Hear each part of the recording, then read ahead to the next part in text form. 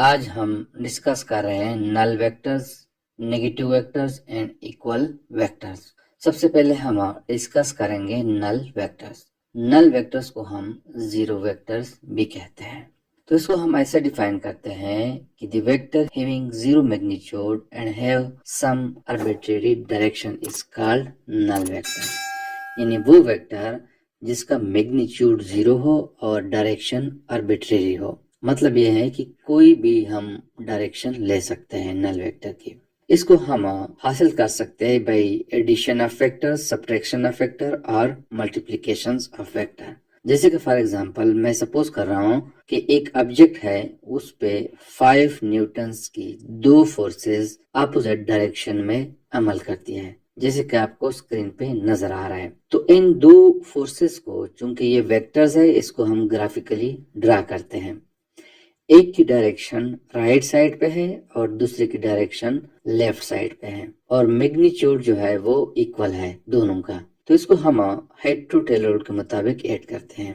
Head to tell rule के मुताबिक एक वेक्टर का हेड और दूसरे का टेल, जैसे कि फॉर एग्जांपल F1 है, इसकी हेड के साथ हम F2 की टेल मिला लेते हैं, तो इसका रिजल्टेंट वेक्टर जो है वो जीरो होता है। तो इस किस्म की वेक्टर को हम जीरो वेक्टर कहते हैं या नल वेक्टर कहते हैं। और इसको हम मैथमेटिकली ऐसे लिखते हैं कि जैसे कि फॉर एग्जांपल ये F1 है, ये यहाँ पे मैं लिखता हूँ F1, और ये एक चूंकि वेक्टर है, प्लस अपोजिट डायरेक्शन वाली फोर्स को हम माइनस से रिप्रेजेंट करते हैं। इसका मतलब ये है कि अगर मैं लिखूं यहाँ पे कि ये F2 है, तो यहाँ पे माइनस का मतलब यह है कि ये F1 के अपोजिट है। तो इसको जब हम आपस में ऐड करेंगे तो we will get zero vector. इसके ऊपर मैं वेक्टर का निशान बना लेता हूँ। इसकी डायरेक्शन जो है वो आर्बिट्रेरी है। वो कैसे? चूंकि जीरो वेक्टर है, उसको हम डॉट से रिप्रेजेंट करते हैं, जैसे कि ये डॉट है। अब इस डॉट की डायरेक्शन इधर भी हम ले सकते हैं, इस साइड पे भी ले सकते हैं, और साथ में इस साइड पे भी हम ले सकते हैं। कोई भी हम आर्बिट्रेरी डायरेक्शन इसकी ले सकते हैं। ये इसकी एग्जांपल हम इस तरह भी ले सकते हैं कि जैसे कि फॉर एग्जांपल अगर आप बैठे हैं इस लेक्चर को देखते हुए, तो आप पे दो फोर्सेस अमल करती है। एक फोर्स जो है आपकी वेट है डाउनवर्ड, और एक अपवर्ड फोर्स है जिसको हम नॉर्मल फोर्स कहते हैं। तो इन दोनों का रिजल्टेंट जो है वो जीरो है, इसी वजह से आप रेस्ट में हैं। तो इन दो फोर्सेस को अगर हम आपस में ऐड करें, चूंकि डायरेक्शन अपोजिट है और दोनों का मैग्नीट्यूड जो है वो सेम है, तो दोनों का रिजल्टेंट जीरो आता है, जिसको हम नल वेक्टर कहते हैं।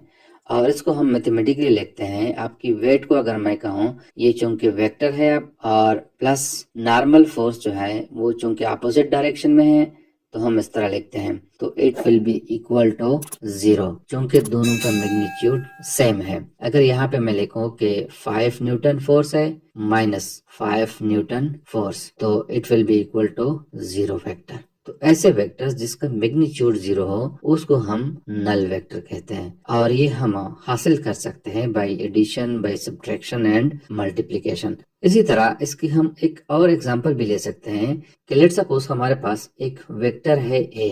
यहाँ पे मैं लिखता हूँ वेक्टर ए। इसका मैग्नीट्यूड जो है वो 5 मीटर है। जस्ट मैं कंसीडर कर रहा हूँ कि ये डिस्प्लेसमेंट है। तो इसका अगर हम नेगेटिव वेक्टर ले लें, तो इसका नेगेटिव वेक्टर आएगा, मैं यहाँ पे माइनस लेता हूँ, तो it will be equal to -5 metre. तो ये अपोजिट डायरेक्शन में, यहाँ पे माइनस का मतलब ये नहीं है कि ये जीरो से लेस है, यहाँ पे इसका मतलब ये है कि ये इस वेक्टर के अपोजिट है। या इसको हम प्लस लिखते हैं, जस्ट यहाँ पे हम माइनस लगा लेते हैं, तो इनका रिजल्टेंट भी जीरो आता है। अब हम डिस्कस करते हैं नेगेटिव वेक्टर। नेगेटिव वेक्टर हम उस वेक्टर को कहते हैं, जैसे कि मैंने एग्जांपल दिया, ये एग्जांपल, ये एग्जांपल और ये एग्जांपल। इन तमाम एग्जांपल्स में ये वेक्टर जो है ये नेगेटिव वेक्टर है।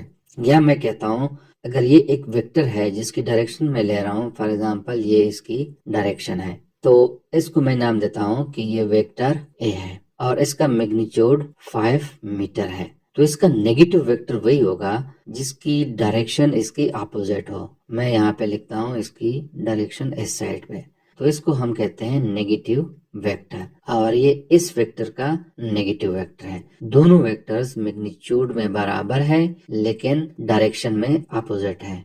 तो उस वेक्टर को हम नेगेटिव वेक्टर कहते हैं जो एक वेक्टर के साथ मैग्नीट्यूड में बराबर हो लेकिन सिमत में मुखालिफ हो।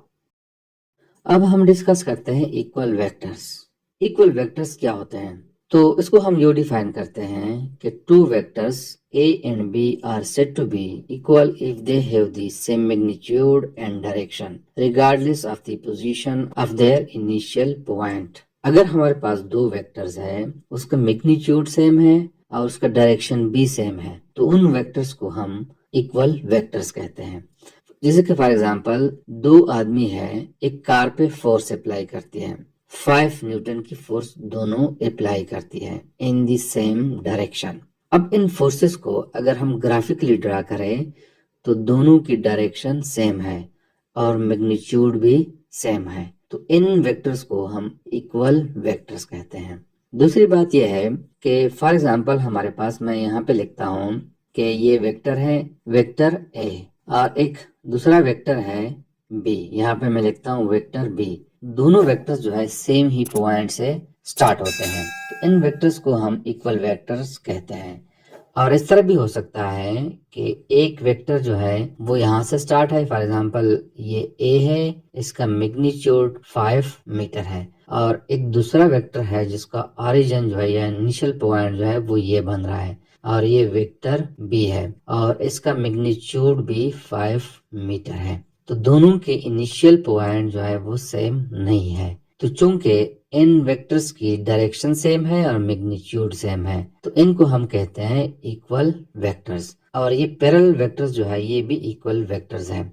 लेकिन इक्वल वेक्टर्स में जरूरी नहीं है कि इनिशियल पॉइंट दोनों का सेम हो। ऐसा भी हो सकता है कि ये वेक्टर है A और एक दूसरा वेक्टर है B वेक्टर है, तो दोनों का इनिशियल पॉइंट डिफरेंट है लेकिन डायरेक्शन सेम है और मैग्नीट्यूड मैं कहता हूँ कि 5 मीटर है और ये 5 मीटर है, तो इन वेक्टर्स को भी हम कहते हैं कि ये वेक्टर्स इक्वल वेक्टर्स है। तो it's all about the null vectors, negative vectors and equal vectors. Thank you.